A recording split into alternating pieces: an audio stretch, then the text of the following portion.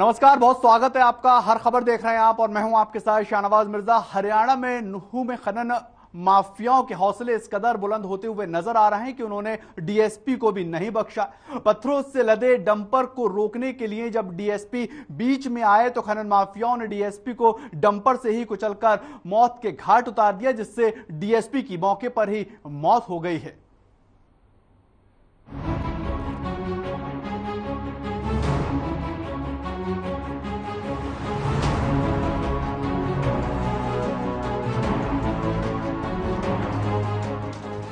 खनन माफिया के हौसले बुलंद। रास्ते में डीएसपी आया तो डंपर चढ़ाया। गब्बर की गर्जना भी खनन माफिया के आगे फेल। अरावली की पहाड़ियों में आदमखोर खनन माफिया। मंगलवार को नूंह जिले के तावड़ू में अरावली की पहाड़ियों में खनन माफिया का ऐसा रूप दिखा जिसने प्रदेश में शासन प्रशासन के हर हिस्से को हिला दिया। चाहे वो रोजमर्रा की जिंदगी की जरूरतों को पूरा करने में जुटा आम इंसान हो या प्रदेश में शासन और प्रशासन के शीर्ष पर बैठा कोई शख्स, वारदात ही कुछ ऐसी हुई थी। खनन माफिया ने हरियाणा पुलिस के डीएसपी को डंपर से कुचलकर मार डाला। जानिए क्या है मामला। पंचगांव की पहाड़ी में बड़े स्तर पर अवैध खनन की जानकारी पुलिस को मिली। मामले की जानकारी मिलने के बाद तावड़ू पुलिस मौके पर पहुंची। DSP Surendra Singh police team के साथ पहाड़ी पर रेड मारने पहुंचे। उन्होंने मौके पर खनन कर रहे माफिया को रोकने का प्रयास किया। खनन माफिया ने डीएसपी पर पत्थरों से भरा डंपर चढ़ा दिया। उस समय डीएसपी सुरेंद्र सिंह अपनी सरकारी गाड़ी के पास खड़े थे। डंपर की टक्कर से डीएसपी सुरेंद्र सिंह नीचे गिर गए। डंपर डीएसपी सुरेंद्र सिंह के ऊपर से निकल गया। वारदात मंगलवार दोपहर करीब 12:15 बजे के आसपास हुई। वारदात के बाद पूरे क्षेत्र में भारी पुलिस बल तैनात कर दिया गया और आरोपियों की तलाश में सर्च ऑपरेशन तेज कर दिया गया है। वारदात ही ऐसी है जिसने सरकार और उसके सिपहसालारों को भी हिलाकर रख दिया। घटना के बाद मुख्यमंत्री मनोहर लाल ने ट्वीट किया, डीएसपी तावड़ू नूंह सुरेंद्र सिंह जी की हत्या के मामले में कड़ी से कड़ी कार्रवाई करने के आदेश दे दिए गए हैं। एक भी दोषी को बख्शा नहीं जाएगा। शोकाकुल परिजनों के साथ मेरी गहरी संवेदनाएं हैं। ईश्वर दिवंगत आत्मा को अपने श्री चरणों में स्थान दे। देखिए, ये बहुत एक दुर्भाग्यपूर्ण घटना है कि हमारा एक वीर डीएसपी ऑफिसर और खान माफिया के लोगों ने उसके हाथ घटना की चढ़ा दिया, यानी उनकी मृत्यु हो गई है। बहुत ही एक इस घटना की निंदा करता हूँ और हम लोगों ने विचार किया है कि ये जो खान माफिया के लोग हैं इनको हर कीमत पर इनको निष्फल करेंगे, इनको अपने सारे सिस्टम को मजबूत करके पकड़ेंगे। जहाँ जहाँ खान का एरिया है, माइंस के एरिया का, हम उसके पास माइंस डिपार्टमेंट की चौकी बनाएंगे। वारदात के बाद प्रदेश के गृह मंत्री अनिल विज एक्टिव हो गए और उन्होंने आरोपियों के खिलाफ कार्रवाई के लिए भारी पुलिस बल लगाने के आदेश दिए। बिल्कुल सख्त कार्रवाई करने के मैंने आदेश जारी कर दिए हैं। चाहे जितनी भी पुलिस लगानी पड़े, जितनी भी फोर्स बुलानी पड़े, आसपास के जिलों की बुलानी पड़े, हम पूरी कार्रवाई करेंगे और किसी को भी हम बख्शेंगे नहीं। मामले में प्रदेश के खनन मंत्री मूलचंद शर्मा ने कहा कि इलाके में अवैध खनन चल रहा था। खनन कहां हो रहा है, आरोपियों के खिलाफ सख्त कार्रवाई की जाएगी। पुलिस पर इस तरह का हमला करने वालों को बख्शा नहीं जाएगा। सबसे बड़ी दुखद घटना है सुरेंद्र बिश्नोई डीएसपी जो हमारे तावड़ू में थे और जिस तरह से डंपर से उनको मौत के घाट उतारा है। मैं इसके लिए परिवार के लिए सरकार की तरफ से भी इस दुखद घटना पर मैं शोक प्रकट करता हूं और इस तरह के जो भी माफिया हैं हमने इनके खिलाफ कार्रवाई करी है। सैकड़ों एफआईआर इनके खिलाफ दर्ज हुई है और इनके खिलाफ करोड़ों रुपयों के ऐसे जो चोर हैं, डंपर जेसीबी करते हैं, इनका एनजीटी के तहत मुकदमे भी हमने दर्ज करे हैं और हमने टीम लगा के, पुलिस की टीम लगा के रात को दिन में भी हमने कार्रवाई करी है। इन लोग माफिया नहीं, चोर उचक्के लोग हैं और चोर उचक्के लोग डंपर भर के चला, वहाँ से भर के बेच जाते हैं। ये लोग इस तरह के हैं। मामले ने प्रदेश की सियासी तापमान को भी बढ़ा दिया है। अभी पिछले दिनों विधायकों को धमकी मिलने का मामला अभी शांत भी नहीं हुआ कि खनन माफिया ने डीएसपी की जान ले ली, जिसको लेकर प्रदेश के पूर्व मुख्यमंत्री और नेता प्रतिपक्ष भूपेंद्र सिंह हुड्डा और कांग्रेस के राज्यसभा सांसद रणदीप सिंह सुरजेवाला ने सरकार के खिलाफ मोर्चा खोल दिया। आज जो नूह में जो हुआ है वो बड़ा शर्मनाक हुआ है। एक पुलिस के डीएसपी की हत्या कर दी गई है माइनिंग माफिया द्वारा, और ये माइनिंग माफिया बेकाबू होता जा रहा है। वैसे तो हरियाणा में सारा कानून व्यवस्था बिल्कुल चरमरा गई है। रोज इतने कत्ल, भाई विधायकों को धमकी, तो आज ना तो विधायक सुरक्षित हैं, ना पुलिस अपने आप को सुरक्षित महसूस करती है। और जब तक अगर यही सुरक्षित नहीं है तो आम आदमी कैसे सुरक्षित होगा? आम आदमियों का विश्वास उठता जा रहा है। तो सरकार को तुरंत ऐसे कदम उठाने चाहिए ताकि आम आदमी में विश्वास कायम हो और कानून व्यवस्था चुस्त हो। डॉक्टर साहब के माइनिंग माफिया यमुनानगर से लेकर नूह और मेवात तक सर चढ़कर हरियाणा के खजाने को लूट रहा है, हरियाणा के खनिजों को लूट रहा है। खट्टर सरकार आंख बंद करे क्यों बैठी है? इससे साफ है कि यहाँ दाल में काला नहीं, पूरी दाल काली है। हमारी मांग है कि नूह के अंदर जो एक दर्दनाक हत्या डीएसपी की हुई है उसकी न्यायिक जांच हो। हाई कोर्ट के सिटिंग मुख्य न्यायाधीश या न्यायाधीश से जो डीएसपी जिनकी हत्या की गई है, कत्ल का मुकदमा दर्ज कर सब दोषियों को फौरन गिरफ्तार किया जाए। सियासत और वारदात की गंभीरता के बीच जान लीजिए डीएसपी सुरेंद्र सिंह के बारे में। डीएसपी सुरेंद्र सिंह हिसार जिले के गांव सारंगपुर के रहने वाले थे। 12 अप्रैल 1994 को वो हरियाणा पुलिस में एएसआई के पद पर भर्ती हुए थे। वो अपनी मेहनत के बूते पर डीएसपी बने थे। 31 अक्टूबर को पुलिस से उनकी सेवानिवृत्ति होनी थी। डीएसपी सुरेंद्र सिंह 31 अक्टूबर को पुलिस सर्विस से रिटायर होने वाले थे। घर वालों ने नौकरी के बाद अब उनके साथ समय बिताने की तैयारियां शुरू कर दी थीं। लेकिन खनन माफिया की करतूत से डीएसपी सुरेंद्र सिंह के घर में अब मातम का माहौल बन गया है। परिजनों का कहना है कि डीएसपी सुरेंद्र सिंह की अंतिम विदाई और सलामी सारंगपुर गाँव में होगी। सुबह वैसे घरेलू बातें होती रहती थी, आज भी सुबह बात हुई थी, पारिवारिक बात तो होती रहती थी हमारी। बाकी ऐसी को आने जाने भी पीछे पोते बीमार थे, जब भाई साहब 2 दिन छुट्टी एसपी साहब से लेके आए थे, एडमिट था पोता, तो उसके बाद में फिर चले गए। फिर बोले इस वीक तो शायद मैं नहीं आऊँगा क्योंकि दिक्कत होती दूर छुट्टी की, अगली वीक देखूंगा। क्या पता भगवान को क्या मंजूर। रिटायरमेंट इसी साल। तावड़ू क्षेत्र में अरावली की पहाड़ियों पर बड़े स्तर पर अवैध खनन किया जा रहा था। प्रशासन ने इस पर रोक लगाने के लिए 3 जून को ही उपमंडल स्तर पर एक स्पेशल टास्क फोर्स का गठन किया था। इसमें कई विभागों के अधिकारी शामिल थे। डीएसपी सुरेंद्र सिंह को इसकी कमान दी गई थी। टास्क फोर्स को सप्ताह में 2 बार अरावली क्षेत्र के लगते गाँव का दौरा कर स्थिति का जायजा लेना था।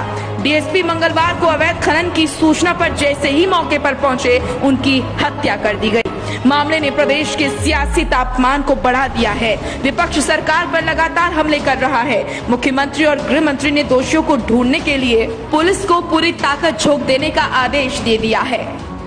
ऐसे में अब देखना होगा कि सरकार के लिए बड़ी चुनौती बन रहे अरावली के आदमखोर खनन माफिया पर शिकंजा कब तक कसता है।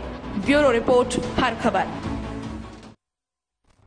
डीएसपी की हत्या के मामले में पुलिस और प्रशासन भी अब एक्टिव मोड में आ चुका है और एडीजीपी संदीप खीरवार ने बयान देते हुए कहा कि नूह के मामले में मुकदमा दर्ज कर लिया गया। जल्दी आरोपियों की गिरफ्तारी होगी और मामले की कुछ जानकारियां मिलती हुई नजर आई, जिस पर लगातार कार्रवाई की जा रही है और आगे भी सख्त से सख्त कार्रवाई पुलिस करती नजर आएगी। सब्सटैंशियल क्लूज है, मैं आपके साथ भी फॉर ऑब्वियस रीजन शेयर नहीं कर सकता, लेकिन मैं आशा करता हूं कि आपको हम बहुत जल्दी एक अच्छा रिजल्ट दिखाएंगे। हमारे पास कुछ एक प्रिलिमिनरी लिस्ट ऑफ सस्पेक्ट्स है, तो एक बार हमारे अगर we are able to catch them, which hopefully should be very soon, then हम आपको पूरी घटना किस प्रकार से हुई आपके साथ हम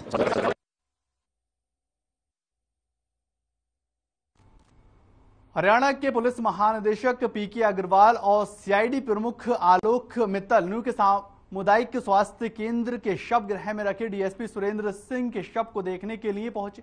दोनों अधिकारियों के वहां पहुंचने पर डीएसपी सुरेंद्र सिंह के परिजन भावुक होते हुए नजर आए और पूरा माहौल जो है वो गमगीन होता हुआ नजर आया। इसी दौरान डीएसपी सुरेंद्र सिंह के परिजनों को पुलिस के द्वारा आला अधिकारियों ने ढाढ़स बांधा और इस बात का आश्वासन दिया कि इसमें जो भी दोषी होगा उसके खिलाफ सख्त से सख्त कार्रवाई की जाएगी।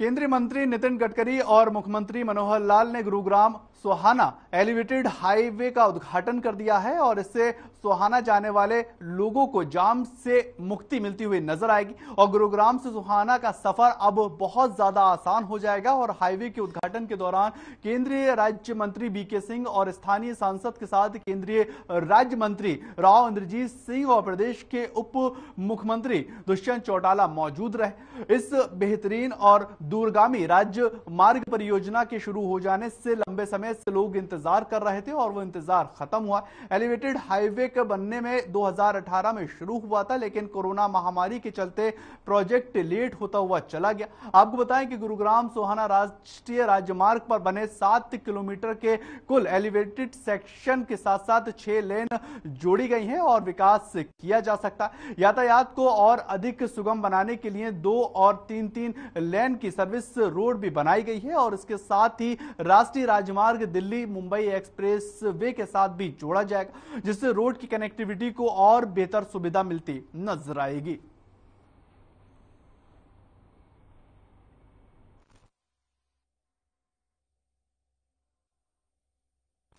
आपको बताएं कि गुरुग्राम का जो हाईवे बनाया गया है, इसको गुरुग्राम से सोहाना का सफर अब सिर्फ और सिर्फ 20 मिनट में ही पूरा हो जाएगा। आलमपुर से गुजरने वाली दिल्ली मुंबई एक्सप्रेस वे से गुरुग्राम का ये रोड गुजरेगा और एनसीआर के सबसे बेहतरीन ढांचा परियोजनाओं में से एक इसको बताया जा रहा। सुभाष चौक से लेकर बहादुर शाह तक 5 किलोमीटर का पूरा लेन है और पहले फेज के ट्रैक को बनाने के लिए 1000 करोड़ रुपए खर्च हुए और दूसरे फेज में तैयार हो चुका है और बादशाहपुर से सोहाना का सफर जो है उसमें देखा जाएगा। करीब 944 करोड़ रुपए उसमें खर्च होने हैं और इसकी शुरुआत 2018 में एलिवेटेड हाईवे की शुरुआत की गई थी, जो आज जाकर आम जनमानस को वो सौगात दिया गया है।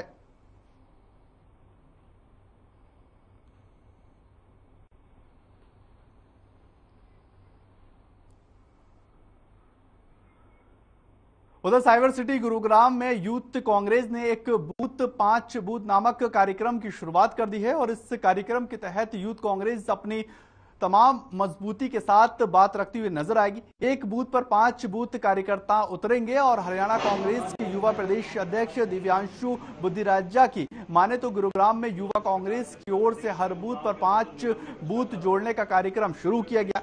इससे आने वाले समय पर कांग्रेस पार्टी की जमीनी स्तर मौजूद और मजबूत होता हुआ नजर आएगा। युवा जिला अध्यक्ष निशीथ कटारिया ने कहा कि एक बूथ 5 यूथ कार्यक्रम की शुरुआत में युवा कार्यकर्ताओं को मजबूत करने और गुरुग्राम से 100 बूथ पर 5 बूथ कार्यकर्ताओं को जोड़ने का आयोजन है। इस उद्देश्य से गुरुग्राम जिले में रोजाना कम से कम 20 बूथ पर 5 कार्यकर्ताओं को जोड़ने का काम किया जाएगा और प्रदेश में युवाओं की बढ़ती बेरोजगारी और बढ़ती महंगाई पर लोग काफी ज्यादा परेशान। इसको देखते हुए प्रदेश के युवा कांग्रेस के साथ बड़ी संख्या में लगातार जुड़ रहे हैं, जिससे आने वाले कुछ ही समय में कांग्रेस पार्टी को काफी मजबूती मिलती हुई भी नजर आने वाली है।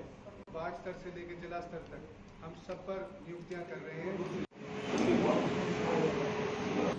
बूथ जोड़ो यूथ जोड़ो कार्यक्रम में गुड़गांव में इसकी लॉन्चिंग की गई, जिसमें सब लोगों ने बढ़ चढ़ कर हिस्सा लिया है। और जैसा कि आप जानते हैं, बूथ पर अगर यूथ कमज़ोर होगा तो वो उस पार्टी का विस्तार और सक्सेस नहीं मिल पाएगी। तो आज हम सब लोगों ने सोचा है कि हर बूथ पर 5 यूथ और 1 डिजिटल यूथ हम हर बूथ पर लेकर आएंगे, जिससे कि हमारी पार्टी और संगठन और मजबूत हो सके और आने वाले चुनावों में हमारी पार्टी को एक मजबूती मिल सके। हमें कवर करने आए भारतीय युवा कांग्रेस की हरियाणा का युवा विंग जो है आज आपके सामने यहाँ प्रस्तुत है। गुड़गांव में हमने जो कार्यक्रम आज रखा है, इसका मेन मुद्दा यही था कि हम अपनी पार्टी की नीतियों को ग्राउंड तक पहुँचाएँ, अपने बूथ को मजबूत करें। हर बूथ पे हम 6 यूथ जोड़ेंगे, जिसमें सोशल मीडिया के भी हमारे साथी जुड़ेंगे, इलेक्ट्रॉनिक मीडिया के भी हमारे साथी जुड़ेंगे। साथ में हर गांव में उन युवाओं को मौका दिया जाएगा जो पार्टी की नीतियों को आगे बढ़ाना चाहते हैं या फिर कोई पद में या किसी तरीके से पार्टी से जुड़ना चाहते हैं। फरीदाबाद पुलिस ने एक ऐसे गिरोह का भांडाफोड़ किया है जो नौकरी लगवाने के नाम पर लगातार ठगी करते हुए नजर आते थे। इस गिरोह पर 300 से अधिक ज्यादा साइबर ठगी करने के आरोप लगे हैं और देश के करीब 21 राज्यों की पुलिस इन्हें लगातार ढूंढती हुई नजर आ रही। आखिर क्या है पूरा मामला, इस खास रिपोर्ट में समझिए और किस तरह से ये लोगों को ठगी का शिकार बनाते थे, इस रिपोर्ट में समझाते हैं।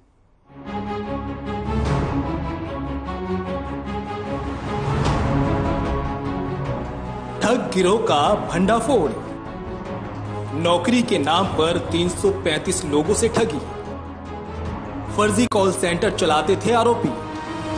21 राज्यों की पुलिस को थी तलाश। गिरोह के 5 सदस्य गिरफ्तार। साइबर थाना एनआईटी की टीम ने एयरलाइन कंपनी एयर एशिया में नौकरी दिलवाने का झांसा देकर देश भर में 335 वारदात करने वाले गिरोह का पर्दाफाश कर 5 आरोपियों को गिरफ्तार किया है। इनकी पहचान यूपी के बिजनौर निवासी ललित, संभल निवासी मोहम्मद फहीम और दिल्ली के दरियागंज निवासी मुतीब अहमद, मोहम्मद फयाज और शहबाज अहमद के रूप में हुई है। साथ ही पुलिस अन्य 2 ठगों की भी तलाश में जुट गई है। आइए आपको ग्राफिक्स के जरिए बताते हैं कि आरोपियों ने कौन से राज्य में कितनी साइबर ठगी की वारदातों को अंजाम दिया है। उत्तर प्रदेश में 118 वारदातें, राजस्थान में 33 वारदातें, तेलंगाना में 33 वारदातें, गुजरात में 27, दिल्ली में 24, केरल में 19 और हरियाणा में 8 वारदातों को ये बदमाश अंजाम दे चुके हैं। जानकारी के मुताबिक 24 जून को साइबर पुलिस थाना एनआईटी में सुभाष ने बताया था कि उन्हें एयरलाइन में नौकरी के लिए ऑनलाइन सर्च किया था। आरोपियों ने उससे 6,80,000 रुपए ठग लिए। पीड़ित की शिकायत पर मामला दर्ज कर जांच शुरू की गई। तब साइबर टीम ने 5 आरोपियों को उत्तर प्रदेश और दिल्ली एनसीआर से गिरफ्तार कर लिया। वहीं पुलिस ने बताया कि अब तक आरोपियों के 7 खातों में से 50 लाख से ज्यादा का लेन देन पाया गया है। इस हिसाब से सभी वारदात में करोड़ों की ठगी का अंदेशा है। फिलहाल जांच अभी जारी है। सुभाष मौर्य जी हैं जो हमारे कंप्लेनेंट थे, एनआईटी के रहने वाले हैं। उन्होंने हमें एक कंप्लेंट दी थी कि बोल भाई मैंने अपना जो डाटा है नौकरी के लिए रिज्यूम डाला था sign.com पर, naukri.com sign.com जैसा कि रिज्यूम लेती हैं, और उस पर रिज्यूम डालने के बाद मेरे पास कॉल आती है कि बोल भाई हम आपको नौकरी लगा देंगे। नौकरी के नाम पर रजिस्ट्रेशन फीस हो गई या नौकरी पे, फिर उसके बाद इंटरव्यू हो गया। उसके बाद कई ऐसे स्टेप्स बनाकर उन्होंने स्टेप्स के नाम पर 3 अलग अलग खातों में उनसे 6,80,000 रुपये ले लिए थे, जो एयर एशिया में उसको वेंडर या ग्राउंड्समैन या इसी प्रकार की कई और नौकरियों का लालच दिया गया था। पूछताछ में सामने आया कि आरोपी दिल्ली के शाहदरा में एक फर्जी कॉल सेंटर चलाते थे और एक वेबसाइट के माध्यम से नौकरी की तलाश कर रहे व्यक्ति की जानकारी इकट्ठा करते थे। इसके बाद व्यक्ति से संपर्क कर उन्हें एयरलाइन कंपनी एयर एशिया में बहुत अच्छा सैलरी पैकेज का लालच देते थे। झांसे में आने के बाद फिल्मी अंदाज में नौकरी की तलाश कर रहे व्यक्ति का इंटरव्यू लिया जाता था और फिर उनको बताते थे कि आपका चयन हो गया है, जल्द ही आपके घर ऑफर लेटर आ जाएगा। ऑफर लेटर मिलने के बाद व्यक्ति को यकीन हो जाता था कि एयरलाइन कंपनी एयर एशिया में उसकी नौकरी लग गई है। उसके बाद आरोपी अपनी साजिश को अंजाम देते थे। वो लोगों से पंजीकरण fees, security charge, medical charge और ट्रेनिंग करवाने के नाम पर अलग अलग बहानों से पैसे मांगते थे और फिर खातों में ट्रांसफर होने के बाद मोबाइल बंद कर लेते थे। फिलहाल आरोपियों के कब्जे से पुलिस ने एक कंप्यूटर, एक लैपटॉप, 2 मोबाइल, एक चेकबुक और 3,97,000 रुपए बरामद किए हैं। हर खबर के लिए फरीदाबाद से संजय गुप्ता की रिपोर्ट।